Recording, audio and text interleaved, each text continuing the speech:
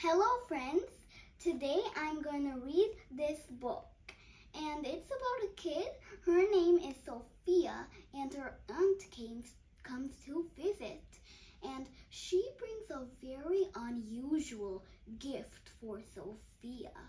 And in the book, let's find out what the gift is all about and let's find out the adventure Sophia goes in. So this book's name is Sophia and the Purple Traveling Case, written by Marilee Joy Mayfield, illustrated by Georgiou.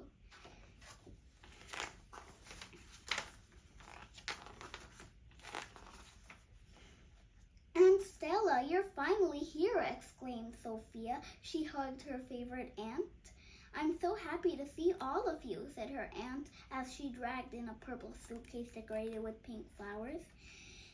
"Let me carry your suitcase to the guest room," said Sophia's dad. No, said Aunt Stella firmly. "I'm the only one who carries my purple suitcase. You can carry the others."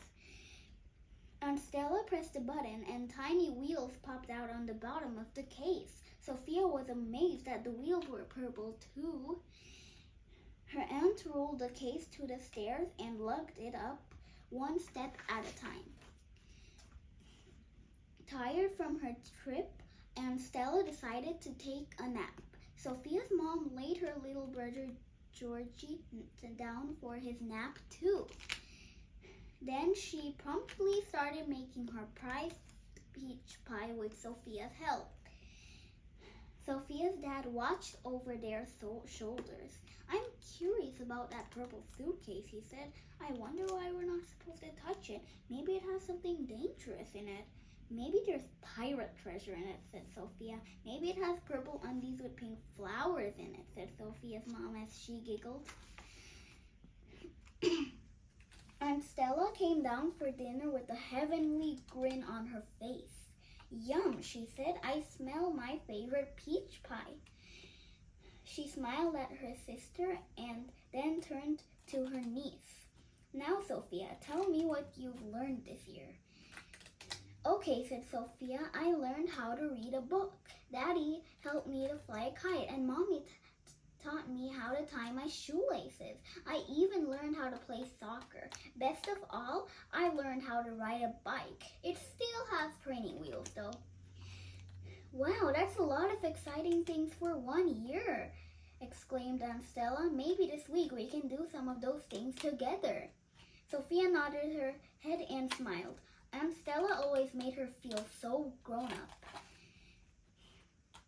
After a wonderful week visiting her family, Aunt Stella was ready to return home. Early in the morning of her last day, she looked in on Sophia to find her still sleeping. Careful not to wake her, Aunt Stella quietly tiptoed downstairs. She spotted Sophia's mother in the kitchen, and before saying goodbye, she told her that she left a gift for Sophia in the guest room. When Sophia awoke, the family gathered in the guest room. They just stared at the purple suitcase in amazement. That's when Sophia's dad saw the note taped to it. "Sophia, I hope it takes you to the same magical places it took me. Love, Aunt Stella." Bewildered but curious, her dad decided it was time to see what was inside the purple case. He tugged the lock and pulled the zipper, but he couldn't get it open. "Don't worry about the suitcase, Alex," Sophia's mom said. "You're going to be late for work."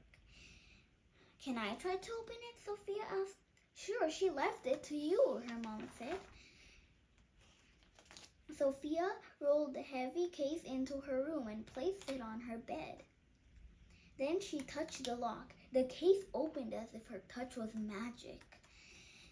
One of Aunt Stella's colorful scarves was inside, but Sophia thought she saw something else under it. As she moved the scarf, there was a giant whooshing sound, and she fell headfirst into the case. Suddenly, Sophia landed hard on the ground. She stood up to see she was in a green field filled with pink flowers. There was a blue pond and a castle in the distance. It appeared someone was waving to her from the window of the castle.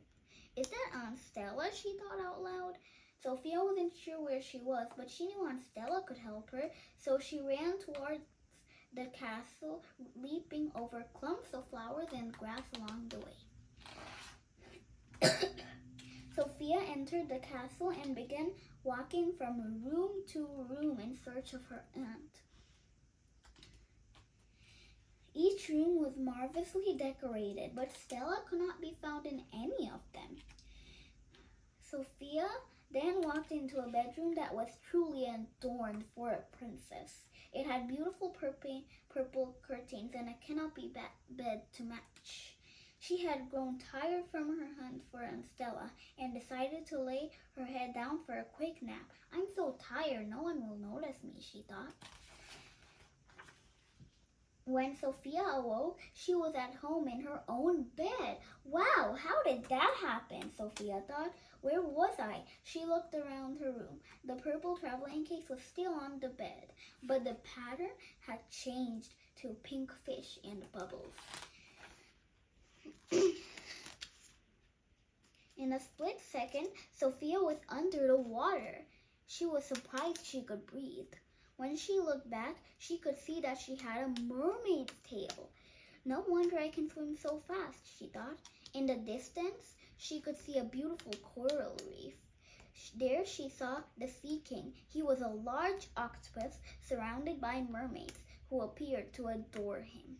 Wait, is one of those mermaids Aunt Stella, she wondered? Is it really her? Sophia moved in for a closer look, and the mermaids scattered to hide. The Sea King eyed her suspiciously and asked what her business was in the Sea Kingdom. I thought I saw my aunt, said Sophia. She looked like one of your mermaids. Impossible, exclaimed the Sea King. They are all my daughters. You must leave now. The Sea Kingdom is no place for you. The Sea King waved Sophia away with his tentacles. With that, Sophia opened her eyes. She stretched out and realized her foot was hitting the purple case. It was still on her bed. It must have all been a dream. She thought. She glanced at the clock. It was time to get ready for the day. After breakfast, Sophia couldn't get the suitcase out of her mind. Was her dream somehow connected with it? She marched back upstairs to her bedroom and looked at the suitcase again. This time it had a pattern of rainbows. How strange, she thought. She touched the lock and the case opened. She fell in and suddenly she was riding on the back of a unicorn. The sky was filled with a giant rainbow, and the unicorn took off a pasture of blue and red flowers. The wind was blowing through Sophia's hair. Up ahead, she saw Aunt Stella waving from a train. Sophia pulled the reins on the unicorn's collar. The unicorn slowed, galloped up to the train platform, and bent down so Sophia could get off. Sophia quickly boarded and found Aunt Stella in the dining car. You found me, exclaimed Stella. Did you have fun on your travels? Yes, they were wonderful, said Sophia. I just wish you didn't have to go. You can come visit me anytime, said Aunt Stella, and I'll come visit you next year. Now the mystery of the purple traveling case was solved. It wasn't to take on travel. It was a way to travel. But how can you visit without your purple traveling case? Sophia asked. I have a new one. I thought I'd go for red with this time, said Aunt Stella as she rolled out her new traveling case. What's in it? Said Sophia. Let's open it together and see, said Aunt Stella with a smile and a wink. Thank you for reading this book with me, guys. Please like and subscribe to my channel.